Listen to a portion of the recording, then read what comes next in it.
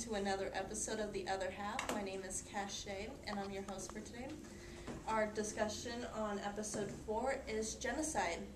This isn't going to be like all of our other discussions. This will be more informative than argumentative, so we might as well start introducing everyone.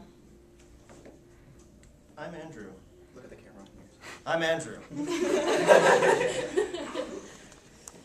I'm Sean. I'm Genevieve. I'm Kylie.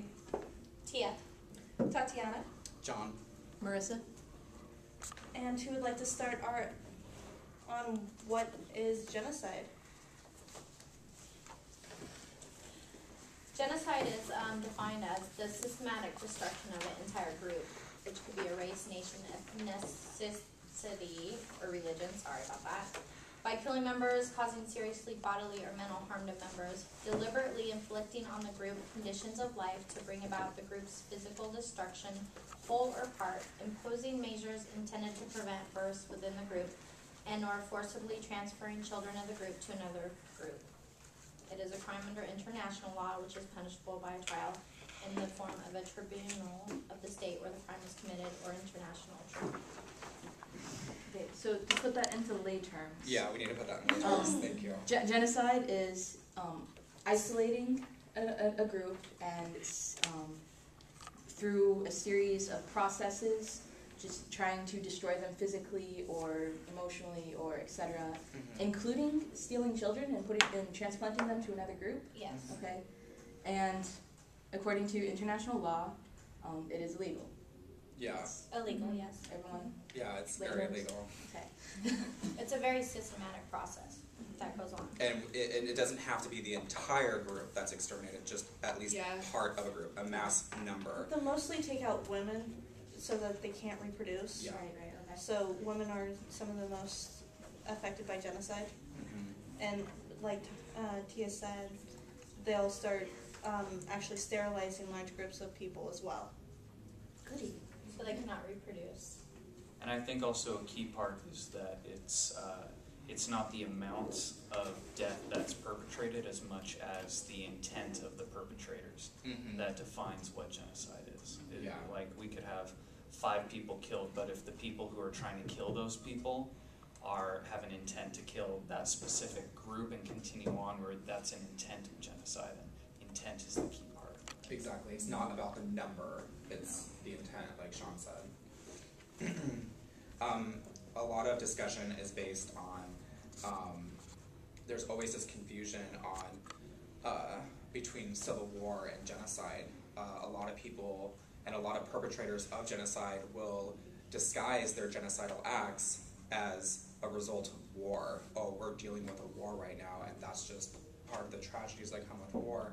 But oftentimes, it's disguised and it's hidden from what's really going on, using war as an excuse. So I think it's really important if we can distinguish the difference between what is war and what is genocide. So does anybody have any thoughts on that?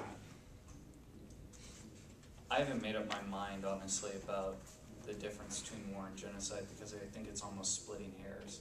Because I hate to be, I definitely think there is, when it comes down to like justified war theory, I think there are times when war can be justified, but I think that genocide is a natural byproduct of something that is already evil and unnatural.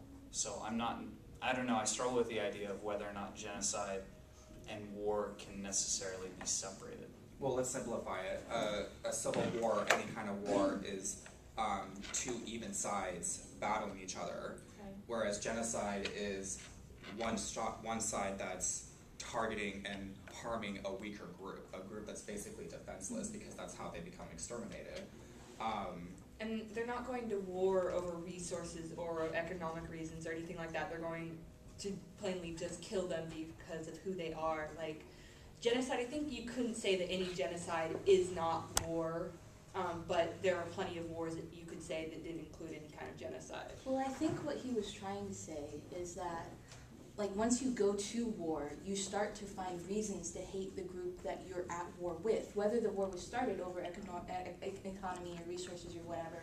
And so then it becomes a matter of they are part of that group, so therefore they must have the same political or economic or whatever beliefs, and we have to kill them because they're the enemy. And that's when it starts to cross the line into genocide, because it turns into the matter of us versus them. Because I think exactly, I think it begins on a level of dehumanization with war to begin with. I think no matter what sort of war there is, there's a dehumanization of the other, and then genocide is just a further devolution, if that's a word. Sure it is like now.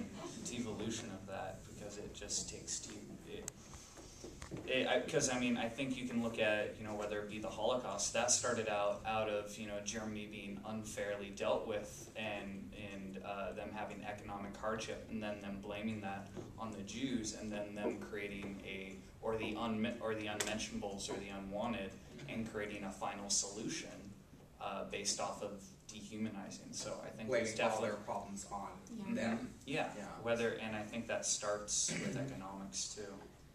Sometimes.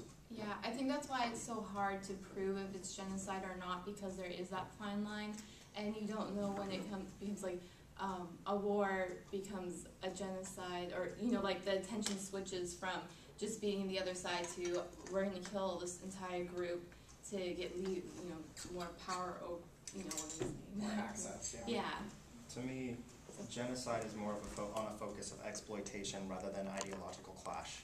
Mm-hmm. I don't know. That's Like war though, really that's more, it's usually like how you were saying war can breed into genocide because they're like those people, we hate them already and so we're just going to kill all of them. But usually the ideas and the thoughts that original hate comes long before any war ever starts. Over and over and over again, what we've learned in our genocide class is that genocide doesn't happen just like in a second. It doesn't happen quickly. It doesn't happen accidentally. It's been not necessarily planned, but thought about for a long, long, long time. So I think war is more the switch that kind of enables, the manifestation. The environment that allows it to occur. Well, was the Rwandan genocide where the government officials actually killed, I forgot who, but The Prime Minister. the Prime Minister, because they felt like she would not have gone along with their conspiracy plans. Yeah. So Yeah. these are thought of plans. Yeah. That they, Yeah. and they do whatever they can to. It doesn't just happen Yeah, randomly. it doesn't Yeah. just happen out of nothing. I think it can happen from all sorts of ways, but most particularly it's planned and thought out. So when we're talking about genocide,